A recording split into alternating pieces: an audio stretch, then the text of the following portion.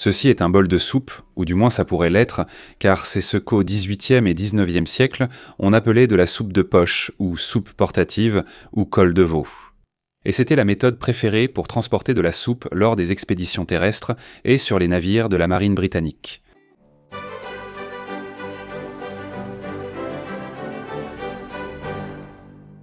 Donc l'origine exacte de la soupe de poche ou soupe portative, qui est en quelque sorte le précurseur du cube de bouillon, est malheureusement perdue dans l'histoire.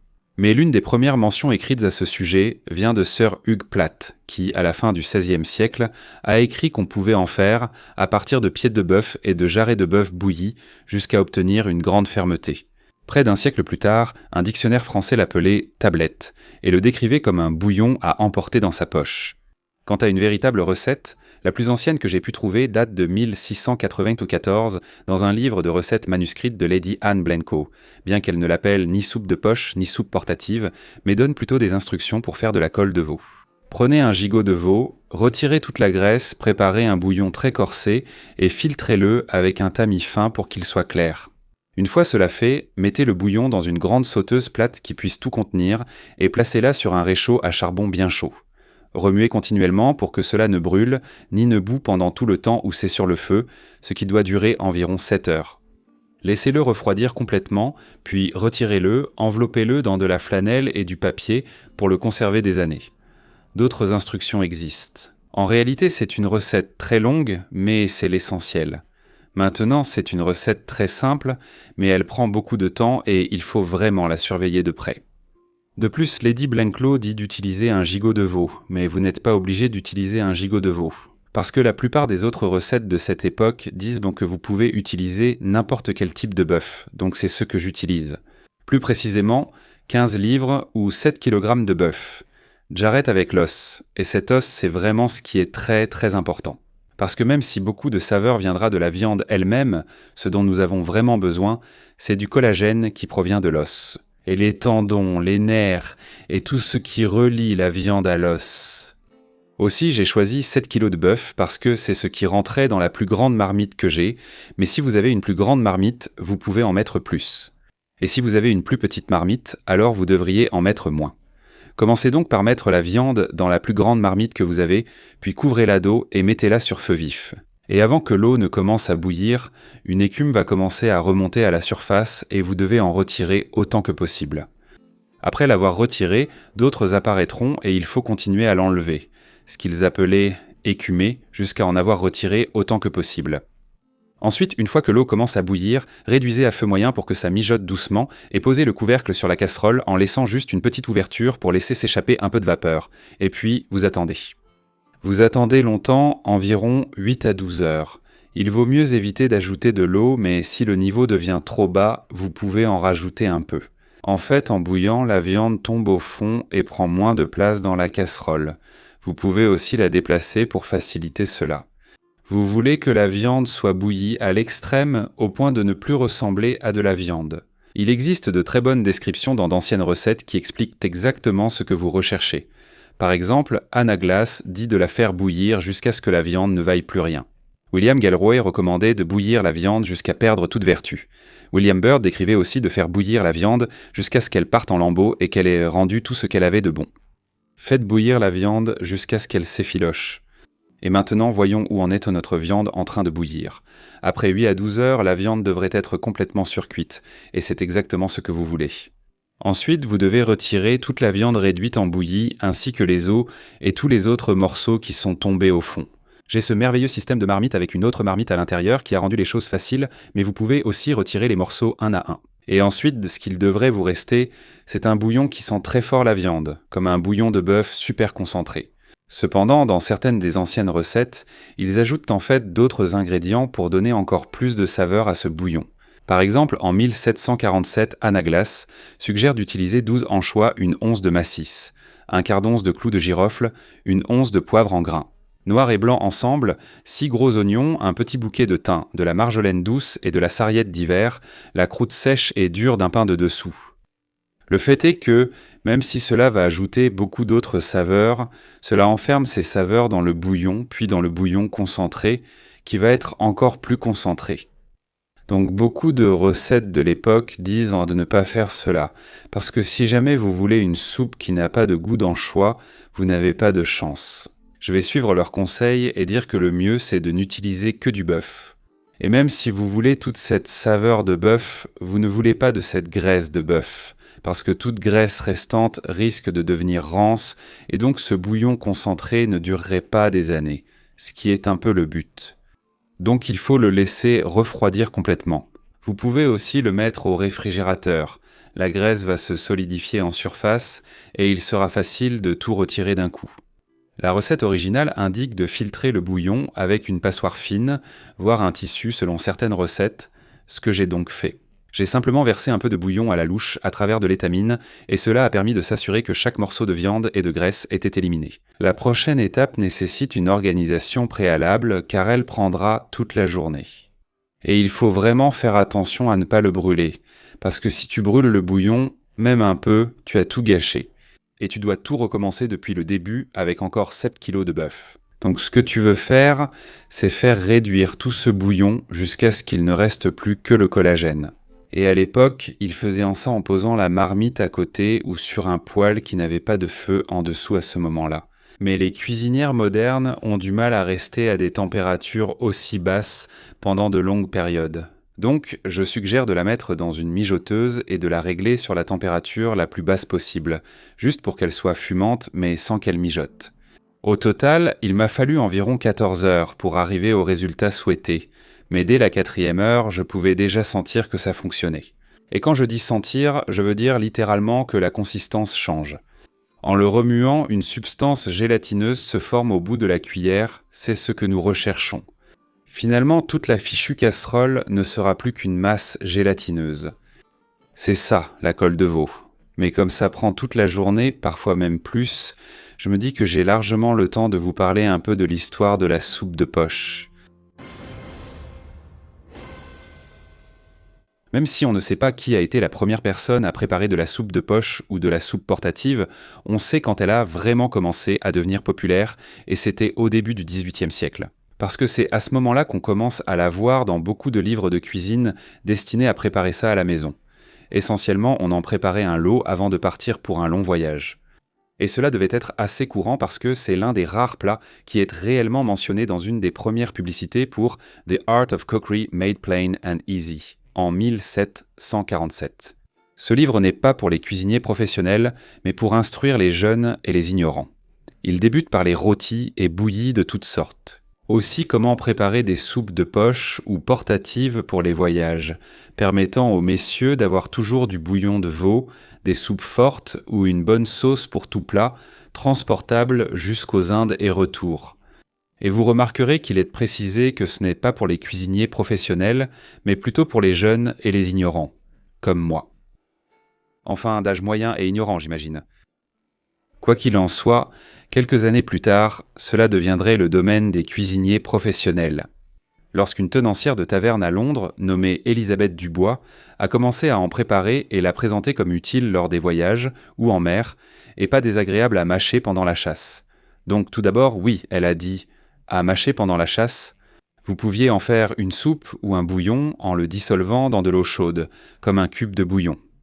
Vous pouviez aussi simplement le mettre en bouche et le laisser fondre, je suppose. Ce qui ne semble pas très appétissant, mais je pense que je vais devoir essayer ça à la fin de l'épisode. La deuxième chose qu'elle dit, c'est que c'est pour la marine.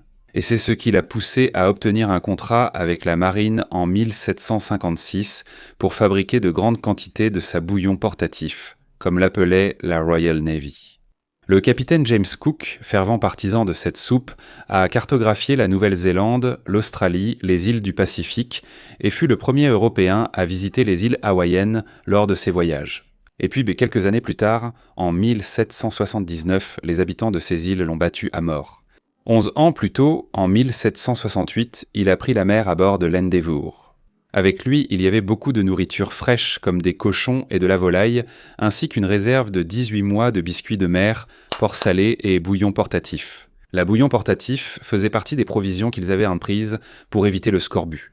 Choucroute, moutarde, vinaigre, blé, jus d'orange et de citron concentré, sulope bouillon portatif, sucre, mélasse, légumes. Ces produits ont été d'une utilité infinie pour préserver les gens d'un état scorbutique, au point que l'utilisation du malt était presque entièrement exclue. Le malt, comme la plupart des aliments cités, ne prévient pas le scorbut. Seule la choucroute puis les jus d'orange et de citron étaient efficaces. Mais James Cook ne le savait pas, et il insistait donc vraiment pour que les gens boivent. Ce bouillon portatif, qui était souvent servi au petit déjeuner, mélangé avec du gruau et parfois à l'occasion avec du céleri. Samedi 28 octobre 1769. Prévu de prendre la mer demain matin, j'ai demandé à quelques hommes de cueillir du céleri pour l'emporter en mer avec nous. On en trouve ici en grande quantité, et j'ai veillé à ce qu'il soit bouilli avec du bouillon portatif et du gruau chaque matin pour le petit déjeuner de l'équipage. Et j'ai l'intention de continuer ainsi tant qu'il y en aura ou qu'on pourra en trouver, car je considère que c'est très sain et un excellent antiscorbutique. Alors qu'en Angleterre, c'est devenu une base de l'alimentation de la marine, en Amérique, c'est devenu un aliment de base que les gens emportaient avec eux lors de leur long voyage à l'intérieur du continent. Il a été acheté en grande quantité pour peut-être le plus célèbre de ces voyages, qui allait jusqu'à l'ouest. Lorsque Meriwether Lewis a écrit en 1803 « Monsieur, l'objet de ma visite à Philadelphie est principalement de me procurer les articles nécessaires à mon expédition prévue dans les régions de l'ouest. » Le bouillon portatif, à mon avis, constitue l'un des articles les plus essentiels dans cette préparation, et je me suis permis de vous demander d'en procurer 200 livres pour moi. Votre ami et humble serviteur obéissant Meriwether Lewis. Je vais commencer à conclure mes courriels comme ça. Votre ami et humble serviteur obéissant Max Miller. Ça sonne tout simplement digne. Maintenant, Meriwether Lewis a dit qu'il s'attendait à payer $1 la livre pour le bouillon portatif, mais que s'il pouvait obtenir les 200 livres, il était prêt à aller jusqu'à $250 pour le lot. Malheureusement pour le vieux Meriwether, ils n'ont pas pu obtenir 200 livres. Ils n'ont finalement eu que 193 livres, et cela leur a coûté $289, 50 soit. $1,50 la livre. Lewis et Clark ont stocké cela dans 32 bidons pour leur voyage vers l'ouest. Le truc, c'est que même si la soupe portative peut être, vous savez, utile, ce n'est pas vraiment la façon la plus délicieuse de manger une soupe, je suppose. Et donc, elle n'était réservée que s'ils ne trouvaient en vraiment rien d'autre à manger. Et ils avaient vraiment besoin de beaucoup de nourriture. Comme William Clark l'a écrit dans son journal, nous mangeons une quantité immense de nourriture. Il faut 4 cerfs, ou un wapiti et un cerf, ou un bison pour nous nourrir abondamment pendant 24 heures. Ce n'étaient pas seulement Lewis et Clark qui mangeaient toute cette nourriture, car ils avaient toute une équipe avec eux. Il y avait bien sûr Sacagawea, ainsi que 30 à 40 autres personnes selon l'endroit où ils se trouvaient. La plupart du temps, ils avaient suffisamment de nourriture lorsqu'ils traversaient les plaines. Ils pouvaient en chasser, ils pouvaient en cueillir, mais environ 18 mois après le début de leur voyage, ils traversèrent les montagnes Bitterroot, dans ce qui est aujourd'hui l'Idaho et le Montana, et il n'y avait aucune nourriture à trouver. C'était donc le moment d'utiliser la soupe portative. Le capitaine Lewis a distribué de la soupe portative qu'il avait emportée pour les cas de nécessité. Certains hommes n'aimaient pas la soupe et ont choisi de tuer un poulain, qu'ils ont aussitôt rôti. Cela m'a paru être un bon repas. Le poulain n'a pas duré longtemps car beaucoup en mangeaient, alors le lendemain, ils sont revenus à la soupe portative. Et pendant les 11 jours suivants, jusqu'à ce qu'ils sortent des montagnes, cela a constitué la base de leur alimentation, à tel point qu'ils ont commencé avec 32 boîtes et qu'à la fin, ils ont dit qu'il ne leur en restait que quelques-unes. C'était comme les Pringles. Quand tu commences, tu ne t'arrêtes plus. 10 ans après cette expédition, la soupe portative a subi un coup qui allait finir par la rendre un peu obsolète. Voyez-vous, après 60 ans à faire partie obligatoirement de la ration navale britannique, Sir Gilbert Blane a publié un ouvrage intitulé « Statements of the Comparative Health of the British Navy » en 1815. Cet ouvrage rassemblait des preuves issues de décennies d'expéditions navales pour déterminer ce qui avait ou non un effet sur le scorbut, et il en est arrivé à la conclusion que le bouillon portatif n'en avait aucun. Le seul élément qui, selon lui, avait un effet considérable sur le scorbut était le jus d'orange, de citron et de citron vert. Et donc, après cela devint l'aliment de base du régime naval, et le bouillon portatif disparut pratiquement. Mais elle gardait tout de même une place dans l'alimentation de ceux qui voyageaient par voie terrestre, car en 1857, Eliza Leslie le suggérait. Si vous avez des amis qui entreprennent le voyage terrestre vers le Pacifique, une boîte de bouillon portatif pourrait leur être un cadeau des plus utiles. Mais même à cette époque, le bouillon portatif perdait en popularité à cause de la prolifération des conserves. Évidemment, les conserves ne sont pas aussi faciles à transporter. Elles sont plus lourdes, plus encombrantes, mais elles ont bien meilleur goût. À cette époque, une alternative plus savoureuse et facile à obtenir que le bouillon portatif existait. Elle est apparue sous la forme de l'extrait de viande de Liebig, car le chimiste organique allemand, le baron Justus von Liebig, avait perfectionné la production d'extrait de bœuf, une sorte de sirop de bœuf. Son entreprise, en collaboration avec Oxo, allait finalement lancer le cube de bouillon, qui fut à bien des égards le dernier souffle de le bouillon portatif. Au XXe siècle, les recettes de bouillon portatif avaient pratiquement disparu des livres de cuisine, devenant une relique du passé.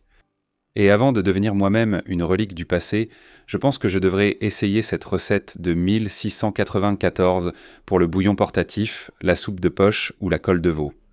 Sauf qu'en réalité, ce n'est pas encore prêt, car après 14 heures de mijotage, il ne restait qu'environ 2 cm de jus de viande dans la mijoteuse, composée principalement de collagène. Et à ce stade, il faut le laisser refroidir pour qu'il puisse se solidifier en ceci, une plaque caoutchouteuse d'essence de viande concentrée. Ici, la recette originale dit qu'il faut le laisser sécher sur un morceau de tissu en le retournant chaque jour jusqu'à ce qu'il soit sec. Mais la recette de William Byrd, datant de quelques décennies plus tard, dit ensuite de le couper en petits morceaux, de les étaler dans le froid pour qu'ils sèchent plus vite. C'est donc ce que j'ai fait. J'ai découpé en petits morceaux et posé sur un tissu, puis utilisé un ventilateur pour souffler dessus. J'ai aussi dû entourer ces choses avec des petites bouteilles de trucs parce que le chat était extrêmement intéressé, et j'ai dû faire un mur. Au total, le processus de séchage a pris environ 5 jours.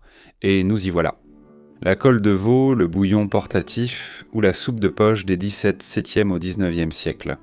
Maintenant, il y a plusieurs façons de déguster ce bouillon portatif ou la colle de veau.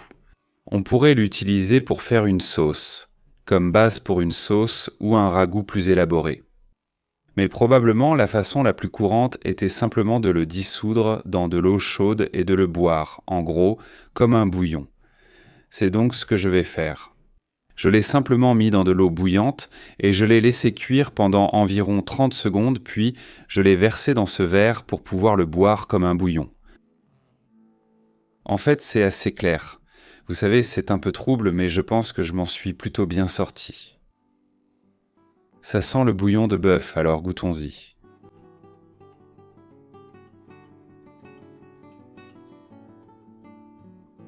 Ça a le goût de bouillon de bœuf. Je veux dire, ça a exactement le goût auquel on s'attendrait. Pas mauvais.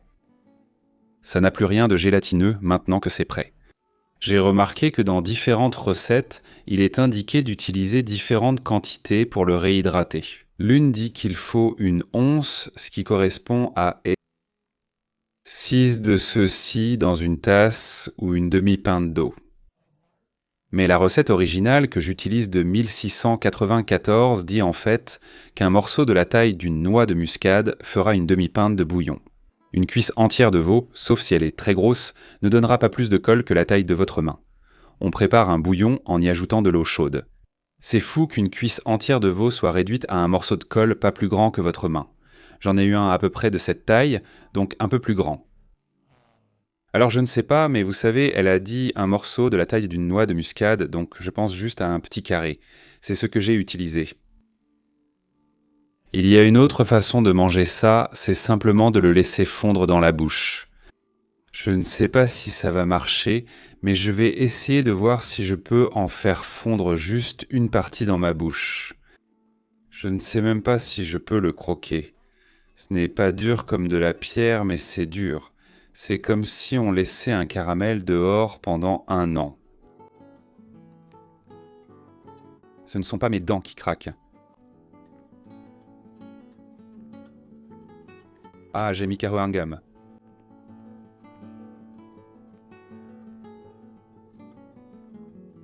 Oh, ça a tellement le goût du bœuf. Ça a vraiment le goût du bœuf. Mais ça fonctionne. Je ne peux pas. Je ne peux pas. Je ne peux pas. Oh, ça a tellement le goût du bœuf. La saveur est tellement concentrée. Ça marche, c'est dégoûtant. Je vous montre ce que j'ai mâché. Ça marche et ça marcherait si je continuais, mais ce qui se passe dans ma bouche ne changera pas, peu importe combien je mâche. Ce sera juste pareil, donc je ne vais pas continuer car ça ne sert à rien. Ce n'est pas la bonne façon de le manger. Mange-le ainsi, ne te contente pas de le mâcher. Tu peux quand même le mâcher. Ils ont dit que tu peux, c'est bien pendant la chasse. Mais je ne suis pas en train de chasser, donc je ne vais plus le faire, parce que je suis presque sûr que ça me prendrait 10 minutes, et tu n'as pas envie de regarder ça, et moi je n'ai pas envie de le faire. Ce que je vais faire, c'est que je vais garder tout le reste de cette soupe portative que j'ai préparée, et elle est censée durer très longtemps, même pour un voyage jusqu'aux Indes et retour. Donc je vais la garder, et dans environ 1 an, je vais réessayer. Je pense que je ferai peut-être la version que le capitaine Cook proposait en la mélangeant avec de la farine d'avoine et un peu de céleri. Il existe d'autres versions où on la mélange avec des pois moulus, comme une bouillie de pois. Alors, retrouvez-moi ici dans 1 an pour me voir manger de la soupe portative.